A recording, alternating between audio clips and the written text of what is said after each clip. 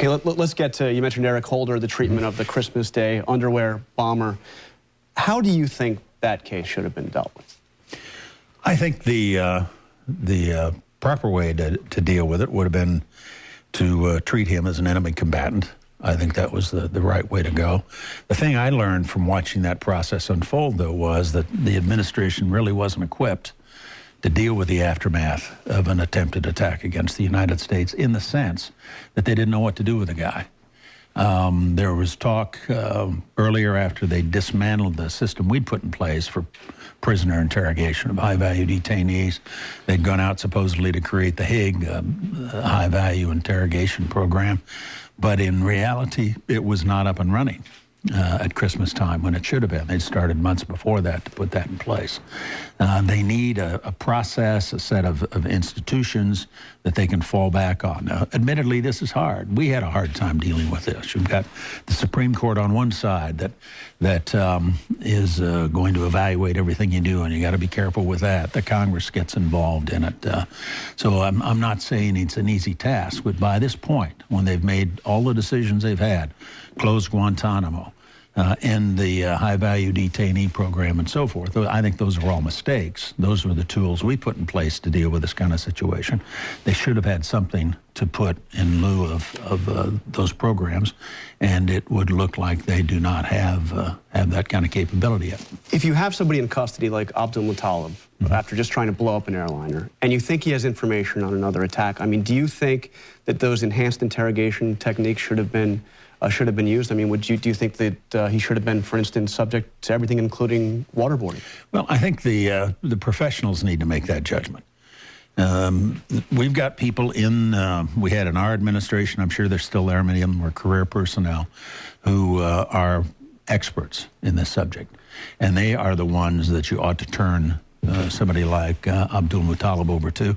Let them be the judge of whether or not he's prepared to cooperate and how they can best achieve his cooperation. But you believe they should have had the option of everything up to and including waterboarding? I think you ought to have all of those capabilities on the table. Now, President Obama has taken them off the table. You know, he announced when he came in last year that they would never use anything other than the U.S. Army manual, which doesn't include those techniques.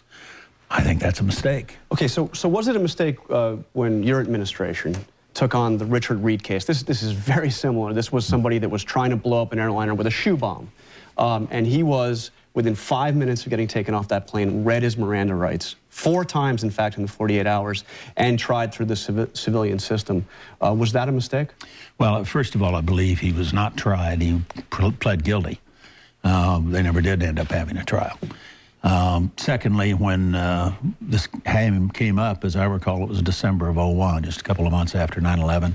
We were not yet operational with the military commissions. We hadn't had all the Supreme Court decisions handed down about what we could and couldn't do with the commissions. But you still had an option to put him into military custody.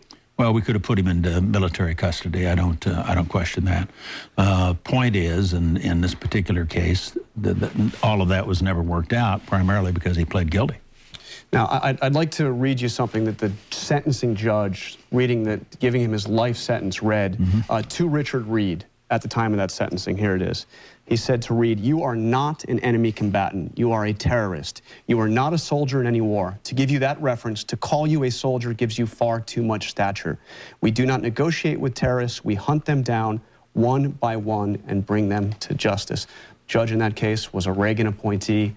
Doesn't he make a good point? Well, I don't think so, in the sense that if you interpret that as taking it to the point where all of these people are going to be treated as though they're guilty of individual criminal acts. I want to come back again to the basic point I tried to make at the outset, John, and up until 9/11, all terrorist attacks were criminal acts. After 9/11, we made the decision that these were acts of war. These were strategic threats to the United States. Once you make that judgment, then you can use a much broader range of tools in terms of going after your adversary. You go after those who provide them safe harbor and sanctuary. You go after those who finance them, those who provide weapons for them, those who train them. And you treat them as unlawful enemy combatants. There's a huge distinction here in terms of the kinds of policies you put in place going forward. And what I'm most concerned about isn't so much arguing about all the stuff in the past about what happened to Abdul Muttalib or Richard Reed. I think the relevant point is, what are the policies going to be going forward? And if you're really serious and you believe this is a war, and if you believe the greatest threat is a 9/11 with nukes or a 9/11 with a biological agent of some kind, then you have to consider it as a war. You have to consider it as something we may have to deal with tomorrow. You don't want the Vice President of the United States running around saying, oh, it's not likely to happen. Now, on that question of trying, dealing with as enemy combatants or through the criminal justice system, I came across this. This is a document that was put out by the Bush Justice Department under Attorney General Ashcroft, covering the years 2001 to 2005. And if you go right to page 1, they actually tout the criminal prosecutions of terror suspects, saying, altogether, the department has brought charges against 375 individuals in terrorism-related investigations and has convicted 195 to date. That was 2005. Again, seems to make the administration's point that they're not doing it all that differently from how you were doing it. Well, we didn't all agree with that. We had, I can remember a meeting in the Roosevelt Room in the West Wing of the White House where we had a major shootout over how this was going to be handled between the Justice Department that advocated that approach and many of the rest of us who wanted to treat it as an intelligence matter, as an act of war with military commissions. We never thoroughly or totally resolved those issues. These are tough questions, no doubt about it. You want my opinion, my view of what ought to happen? I think we have to treat it as a war. This is a strategic threat to the United States. I think that's why we were successful for 7.5 years in avoiding a further major attack against the United States. And I do get very nervous and very upset when that's the dominant approach, as it was sometimes in the Bush administration, or certainly would appear to be at times in the Obama administration. Did you more often win or lose those battles, especially as you got to the second term? Well, I suppose it depends on which battle you're talking about. I won some, I lost some. Ending waterboarding, clearly. I was a big supporter of waterboarding. I was a big supporter of the enhanced interrogation techniques. And you opposed the administration's actions of doing away with waterboarding? Yes. I'd like to ask you about the big terror case now, which is the KSM trial. The administration very much wants to see the mastermind of 9/11 tried in civilian courts here in the United States. New York has obviously objected. Do you think that's going to happen? Do you think this will be a civilian trial, or are they not going to be able to do it? It looks to me like they're going to have great difficulty doing it in New York. I mean, even the mayor's come out against it now.